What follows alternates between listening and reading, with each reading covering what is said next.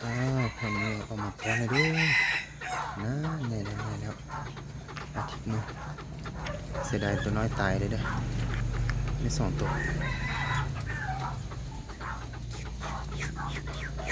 เก็บเข้าไปเดี๋ยว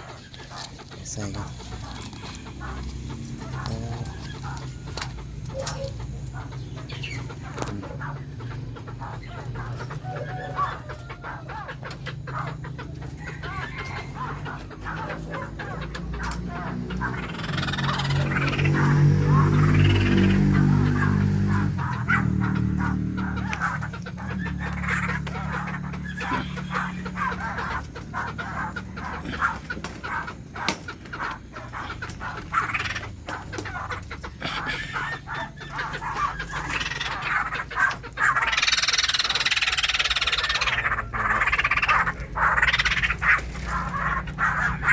หอมนะคะเด้อในคำพูนี้เอาอันนี้สุดที่3ของปีแล้วเนาะสุดที่1บ่ได้สุดที่1ได้2ตัวตัวตายหมดช่วงเดือน4อาการฮ้อนพดลืมเบิ่งแล้วตายหมดลูกนะสุดที่2นี่ได้3ตัว4ตัวเนาะสุดที่3ได้2ตัวนี่ไม่หลายแล้วนะความนี้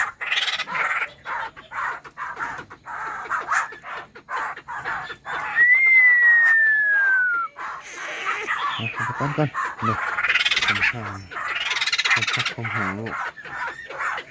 โอ้โห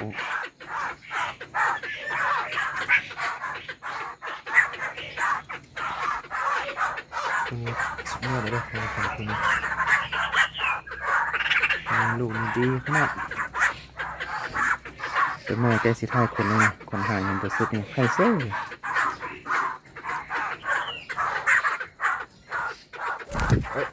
ึงตีเลยผมไม่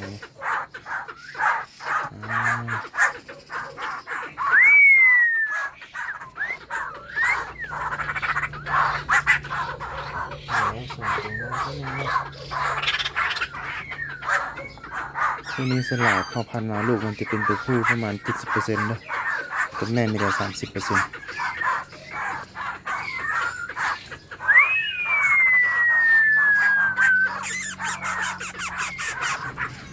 ตัวนี้นะในงามขนาดนกตัวดำแก้มขาวแล้วไม่ง่ายสุดเท่านี้แหละตัวผู้นี้ลีลาบ่เป็นง่าย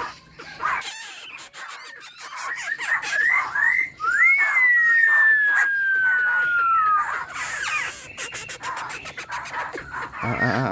ลูกเอาไปเลี้ยงกัน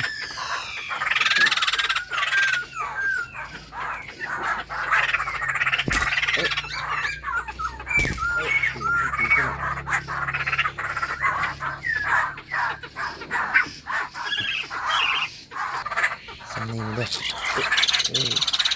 ทีดีเลยสนิทพอดีด้วยมันติดต้นนี่